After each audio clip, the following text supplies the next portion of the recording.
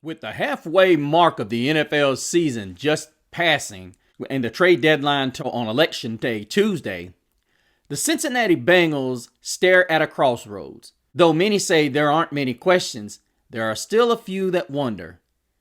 Will the Bengals make one of the largest blockbuster moves in recent time? Or will they make like the Carolina Panthers and snooze on a huge opportunity? Find out next on Gridiron Gab Pro Style. The autumn winds move like the thunderous waves of Neptune's sacred palace. And here, amongst the blackened soil, lies the ragged hands, worn, torn, and callous. They await with cunning and vicious prowess, for the warriors have returned.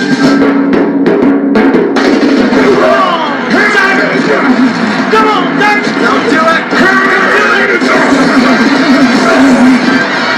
Woo! No way! Woo! 85!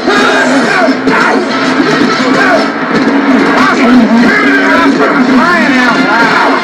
You're kidding me! You're driving me nuts! But behold. Welcome back, fans.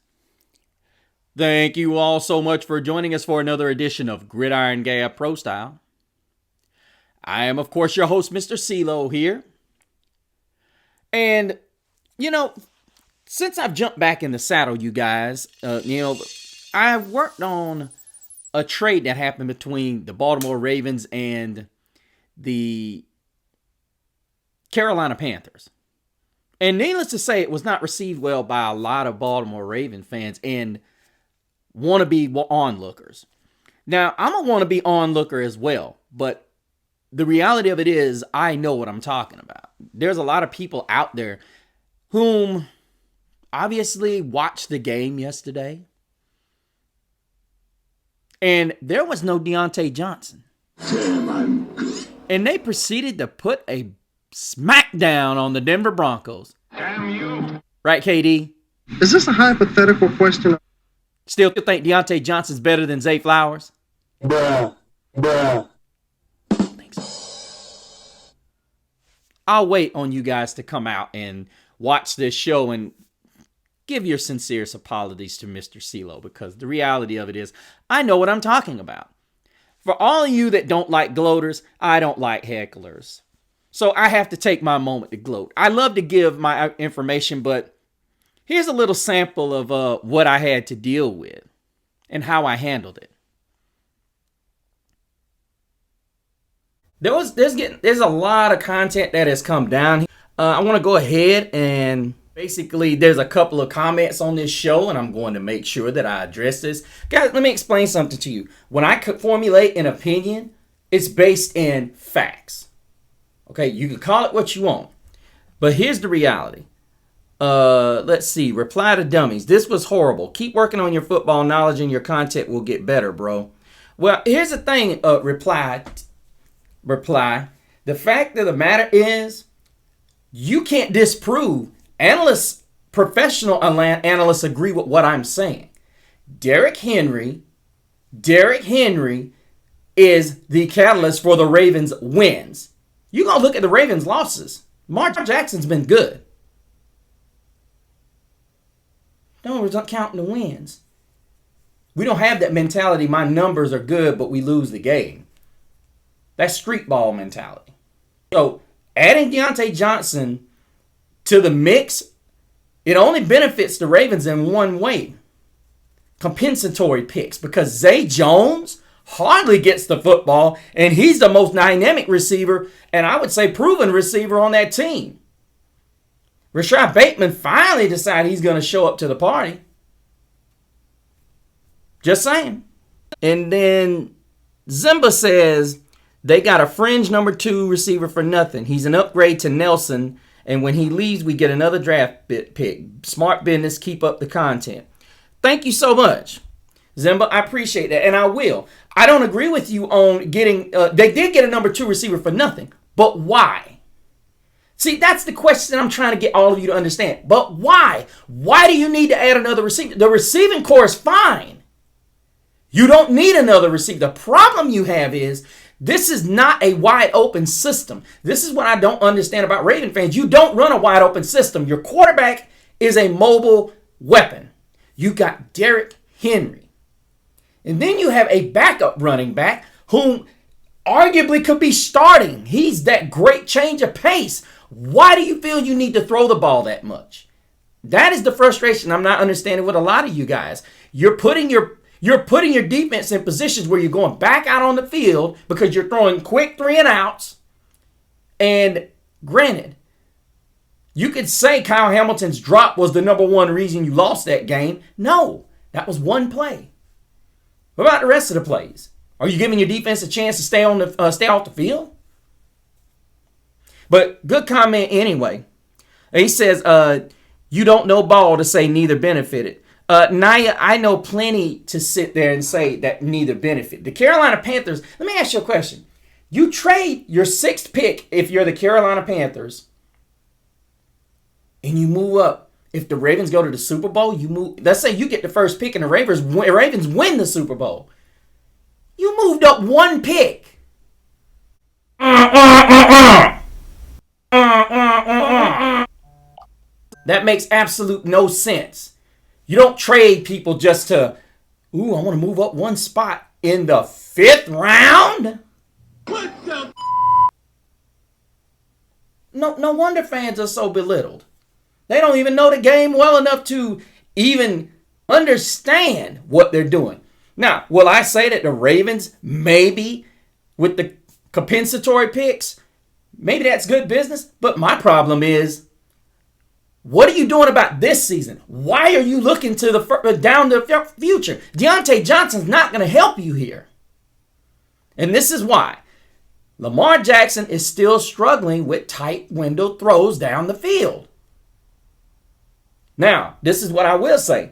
If they can get to a point, and they being Todd Monken can get to a point where he's being creative with his pass routes, then you have a situation where Deontay Johnson can do you some good. But you've already got Rashad Bateman. You've already got Zay. Mark Andrews has hardly been getting the football. I don't understand what y'all are looking at. Your team is predicated on running the football. Why do you insist on getting another wide receiver? He is going to go, mark my words, he's going to be another receiver that has gone to Baltimore, like Chicago, and his career foundered. And I'd like to get some apologies from you guys too, but I know that's not going to happen. And then PD says, facts, not realizing Johnson has proven himself more than any receiver on the Ravens. PD, no. The fact is not whether he's proven himself. Y'all are missing the point here. You guys are not a passing team. Hollywood Brown had proven himself. And I'm going to tell you something. Hollywood's a heck of a lot better receiver than Johnson has shown over the last couple of years. I already know I'm not going to get an apology. I would like a sub. At least if you're going to talk that smack and see what else I'm going to say. That would be nice. But that's fine. Andrew says they got a depth piece at wide receiver and only had to pay $600,000 along with that in that offseason. They will get a comp pick to him if he signs a contract over $5 million. I don't understand how you can say that doesn't benefit the Ravens. Okay, Andrew, let me break this down to you again. I don't need to be looking for compensatory picks. That's not what I need to be looking for. What I need to be looking for is a piece to win a Super Bowl. This is what I'm going to say it again. I don't understand why you guys are sitting here like, okay, we're playing chess. You can't win a championship. You're not in Kansas City's position. If Kansas City did this, this would be a different discussion. If anything, what they needed to be doing, they needed to be getting another running back. Because here's the reality of it. You need to have 3 running backs if you're Baltimore. Or even a tight end. Because the reality of it is, wide receivers are not used. Why do you need depth? This is the thing I don't understand, Andrew. Why do you need depth? You don't. You don't go through wide receivers like that. You don't. And let me prove it to you. I'm going to prove it to all of you. Because here's the reality. You can only tell people so much for so long until they... Okay. Let's look at this, guys. You say you need depth. Zay Flowers has 41 grabs on the year. And y'all say you don't have nothing. And he's averaging right at 66 yards a game. Rashad Bateman's only got 22. Isaiah Likely, a tight end. Mark Andrews, a tight end. And then Justice Hill, a running back. You already got Nelson Aguilar on the team. Tylan Wallace. And that's not to mention Derrick Henry, who doesn't even catch the ball out of the backfield hardly. That's another waste of space that you guys have. Henry caught the ball out the backfield in Tennessee. But the point I'm making is, look at this. Look, you guys don't get it. You got 159 completions on the year. You're not even on pace to have a guy with 100 grabs. And then the closest one, he's not even going to break 50. And you want Deontay Johnson? Look, if you're going to say negative thing, you're going to put negative connotations in my comments, at least understand what you're saying. Then he said it just gets worse and worse. As PD says, since you gone with Henry is the most important. If you knew ball and watched the Browns game, you would have known how they was able to load the box and keep him contained because the Ravens don't have a wide receiver that is a bona fide deep threat. You don't realize that if they can't get the defense into the nickel package and they choose to put Likely and Rashard, or either they will have a size advantage. No Ravens wide receiver forces a safety help, especially not versus the top corners. So the clamps of the running game have extra guys on the line and in the box. Okay, PD, that's a very good point. Now, here's the reality of that. You say nobody scares them. Zay Flowers was one of the fastest receivers in the draft he was drafted in. Was he not? Didn't he get behind Kansas City several times in the championship game? Dumb shit. Dumb shit. So to me, that sounds like a coaching issue. Nothing to do with the players. It has everything to do with scheming. Every game the Ravens have lost has been horrible scheming. But I love the analysis that you put down there, PD. But then to sit there and go off and say, terrible, that's great. I appreciate it. Keep watching. But here's the reality. You got to blame Todd Monken. I know plenty about the game. Have coached the game. Have watched the game since I was a child. So to question what I know, cool. But my retort to you is that Derrick Henry is the most important piece. You're saying that the Browns stacked the box. There have been times they've stacked the box on 4th and 1s and 3rd and 1s. What happened? Henry broke it. But the truth of the matter is, you're not scaring anybody deep because just like many other teams in the NFL, you're too scared to run plays down the field. You're scared to run them down the field. And then the other thing about it is, this is the other thing. You have to game plan at times in order to get guys open. You can't just sit there and say, oh, hey, run past the defense. Or do this and do that. And then there's another thing that we call Lamar Jackson's accuracy. Lamar Jackson he's accurate on some plays, but he's been far more inaccurate on tight windows than he has accurate. We can call what we want. As far as Likely and Rashard, look, you bring up a very good point. You've got major matchup issues when you put Likely on the field. I don't disregard that at all, but you also have to understand you got one of the fastest players in the league in Zay Flowers. What are you doing to get him open? If teams are stacking the box like that, what are you doing to counteract that? I didn't see anything they did in that Cleveland game, and Cleveland was not stacking that box like you're saying they were doing. They did it on certain plays. But what I saw was that defensive front dominating Baltimore's offensive front. And I saw a lot of blind play calling. A lot. And I've seen it many times in these 3 losses that the Ravens have. You can say Deontay Johnson, that's for you to decide. But I'm going to put it to you like this. Zay Flowers is the guy that stretches the field. You've had a guy like Marquise Brown on that team. You've had OBJ on the team. At the same time. So Monken. Okay, he says, your take sucks because Johnson is the best receiver on the Ravens. Is crazy that you named all these other quarterbacks, but Lamar couldn't get better at his pass catcher position. Bill Polian, is that you? Well, here's the thing. You seem to be one of those Lamar sympathizers. He's had some good wide receivers, and he's failed to produce with them. You fucking idiot. Yoo-hoo! I'll make you famous. I mean, if I have to, I'll go down the list. We can sit here and keep sympathizing with him if we want to. Kyler Murray was able to do something with Marquise Brown. I mean, just call it what it is. He can hit his tight ends. I'll give him that. But Lamar's been a lot of the problem. His accuracy's been off, and he has an inability to run what you call a traditional offense or a spread offense. He struggles at it, and you don't have to like my take on it. I don't call it a take. I call it based on what's real. He gets a game where he goes off, but predominantly it's Zay Flowers getting open, Isaiah Likely making a big play. It's generally because there's matchup issues in the secondary that he's playing. Now, that's not to take anything away from Lamar Jackson. He's an excellent athlete.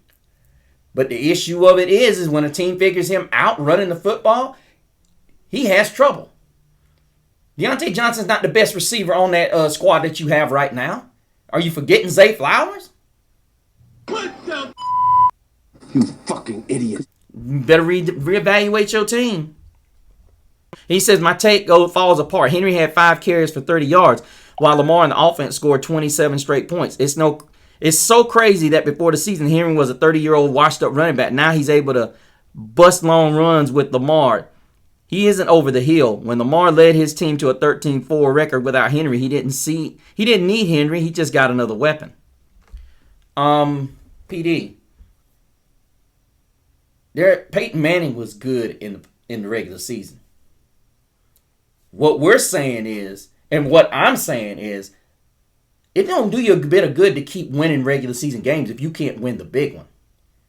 I appreciate all the comments, and I'm going to give you your props for it. But the reality of it is this. You're saying he was this, that, and the other. He still ain't won a ring yet. He stunk in that game against the Chiefs. Yeah. Derrick Henry would have did you good in that game against the Chiefs. You said Henry had 5 carries for 30 yards. Guess what? That's 6 yards a carry. 1 carry, first down. 1 carry, 6 yards. Next carry, first down. Guess what? Another carry, 6 yards. Guess what? Carry, first down. What are you talking about? See, you're telling me I don't know the game, but I'm looking at yards per carry. Why do you think the triple option teams go for it on 4th down if it's less than 2 yards? Because the average you carry for most option teams is 3.3 yards a carry. That's right. So I do know the game. But to sit there and say Derrick Henry is not what's going to...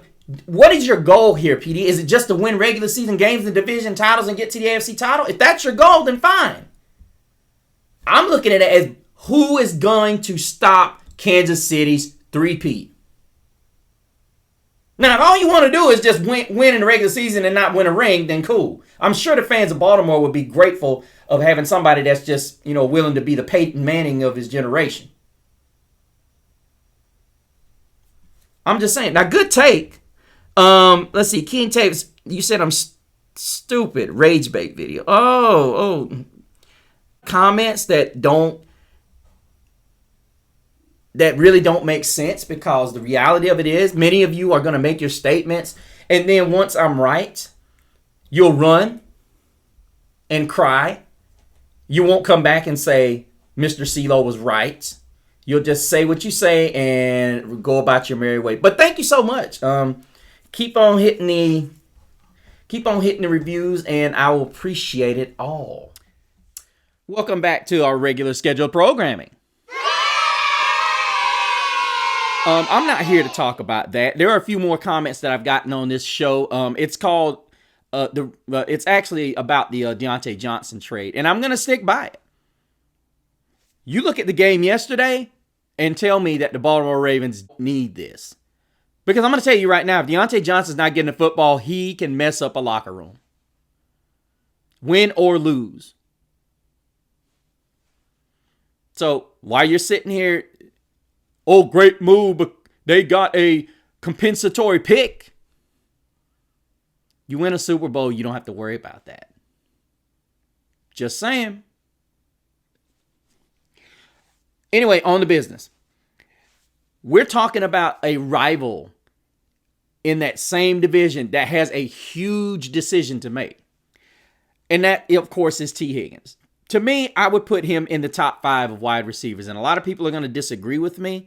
But the reason why I put T Higgins in the top 5 is because he is one of those young quarterback friendly type wide receivers. He is a automatic number 1 on any team because of his radius. His catch radius is just absolutely ill if you're a defensive coordinator. You literally have to double team this guy because his threat to go down the field. He literally causes you to pay attention to just one side of the field. You have to undercut him. You have to have a guy on his hip at all times, and you have to have a guy over the top. Now, as a Carolina Panther fan, I would love to see them go and make a deal for this. But according to Diana Rossini of The Athletic, she says that there is no way in no expletive terms that they're trading T Higgins.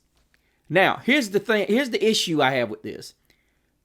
If you guys know, we didn't pull the chain on one of the possibly one of the largest blockbuster deals that we could have made. And with the Los Angeles Rams, the rumor was that we would have gotten 2 firsts and 2 firsts and possibly 2 seconds, more than likely 1 second, and that would have carried over into we would have had 2 firsts the year that we got Bryce last year, and we would have had 2 firsts a first this year. So and if I recall 2 seconds this year, it would have been 1 second this year and a second in the following year, which would have been next year. So I'm looking at T Higgins. Yes, when Cincinnati drafted him, it was the year of Joe Burrow, which would have made T Higgins technically the number 1 second-round pick guy, but technically we look at it when they're that high, they're first-round picks anyway. T Higgins had a first-round grade. How he got past the first round is beyond me. But after a slow rookie start and the addition of Jamar Chase, his potential was really realized by Burrow and the Cincinnati Bengals. And I will say this, he has really blossomed. However, it's just like Diana Rossini said in her report. This is a guy who has struggled with hamstring issues. Seems like every year he struggled with some kind of hamstring issue. There are lines and lines of people that would take T Higgins. And to be honest, any team that has a young player, now I'm not saying, let's just look over at the Minnesota Vikings with Justin Jefferson. Justin Jefferson is, as I said, I still see Jamar Chase as the better of the two. I know a lot of people are going to say, are you crazy? No. I look at this guy as, and I'm referring to T Higgins. T Higgins is a guy that, yes, he and Jamar Chase are elite receivers, but they're both different in a lot of ways. Jamar Chase can go up and get receptions, but he also has that second gear, that fourth gear where the ball's in the air, and he rarely gets underthrown. He just has that kind of separation, that's like in a video game. He just has the ability to separate from the defender and go get the football. Then there's T Higgins, who is I don't want to say quintessential opposite of him, but T Higgins is a very scary threat. Joe Burrow understands that I don't need to overthrow him. When T Higgins gets one-on-one, my job is get the ball to him. This is what quarterbacks, especially young quarterbacks, dream of. When you get a guy that is very comfortable playing basketball on a football field, and majority of your defensive backs in the National Football League, referring to cornerback defensive backs, they're generally under 6 feet. They're 6 foot and under. On occasion, you find guys like Mike Jackson that are 6'3", but not very often. And usually they're not very smooth in the hips. So it's very difficult for them to play corner. You usually see them subjected to playing safety. But what makes T Higgins so special is, as I said, his catch radius. And now he's going to be a guy with the market being so out there for wide receivers. Joe Burrow got his money. Jamar Chase is due to get his. What about T Higgins? Everybody was saying he was going to be the odd guy out. We saw it with Tyler Boyd, and this offense has struggled. Yosevas has done a pretty good job. We've seen Mike Gesicki have pretty good games, and it looks like this offense is on pace to finally figure it out. But a lot of the issue is when you lose an OC and then you lose players, key players, I might add. They've been bouncing tight ends around since Joe Burrow's been quarterback. They need to stick with a tight end already. And then Higgins is in and out of the lineup. But I'm going to be honest with you. Higgins, the Bengals are better with Higgins and Chase out than they are with Chase and Higgins out. Now, don't let this victory they got this week fool you. Right now, the Bengals are 4-5. And with just under half a season remaining, the question becomes, can the Bengals realistically get back in this thing? And the answer to that question is yes. But they've got to get T. Higgins back. They've got the meat of their schedule coming up. Right now, the Bengals have the Ravens, they have the Chargers, they've got the Steelers, and the ailing Cowboys, which means they're a desperate team. The Titans, the Browns at home, the Broncos at home, then they finish up with the Steelers. So you're looking at, and I'm not going to joke with you, do I think the Steelers are still a dangerous team? This could be a downward spiral team, and I'm referring to the Steelers. All it takes is an injury to George Pickens. That's what the Steelers season hangs with George Pickens if he stays healthy. But these other games are very winnable. Even the final Ravens game is very winnable this Thursday night. I think the Bengals need it. The question is T. Higgins going to be a part of that? Do I think the Ravens win this game without T. Higgins? Absolutely. If the Bengals do not have T. Higgins, they win this game. Yoseva is a good wide receiver. Mike Gesicki's been a really resurrected player under Joe Burrow in this offense. But the reality of it is T. Higgins is the one that makes this offense scary. Jamar Chase, with all due respect, is very scary. But when you don't have T. Higgins on the other side, you have to question whether or not this is why I am a big proponent. If the Bengals are not going to sign this guy long term, you better make a deal for him. Now I get it; he's got a hamstring, and a lot of teams are very, very skeptical about trading for a player that is hurt. Now, the reality of it is the Bengals need to make a decision. I get it; it is less than 24 hours away, and it would be insane to make a decision this quickly. But I tell you, you've got you've got the Houston Texans that if they were to make a deal, they've got the draft capital. They've got the draft capital, and they still have cap space. I think it would be realistic that New England go after him because the way Drake May looked, he needs a number one. And I think Cincinnati could get a large haul with him. And given the fact that there's the number one pick possibly on the table for the Patriots. I mean, look, you want to send T. Higgins somewhere where he's happy, but ultimately, if he's all about the money and you can't satisfy him, there's no reason for you to put yourself out to make him happy. And I'm not trying to sound mean. There's going to be a lot of you that's going to disagree with what I'm about to say. I ultimately think that with Stephon Diggs done for the season, he's basically done as a Texan because if you guys know, the Texans went through that process of voiding out his contract that he had when he was in Buffalo. It would have gave them, I think, 2 or maybe 3 more seasons with him. But they voided that and allowing him to become a free agent. Don't know if they're going to re-sign him. But if I were the Texans, this is the move I would make. I think the Texans are pretty much in a good position. Now, they do need to get a guard to replace that big issue they have at guard. We saw that take on full display Halloween night. That's the only weakness I see in the Houston Texans. They run the ball exceptionally well, but their problem is that that guard position. They're going to need to take their second round pick and possibly get a talented guard, possibly start looking into the future of the offensive line. Because right now, defensively, they're very good. Offensively, they've got all the pieces if they can keep them healthy. Maybe look in the draft and get a powerful down the field, stretch the field type tight end.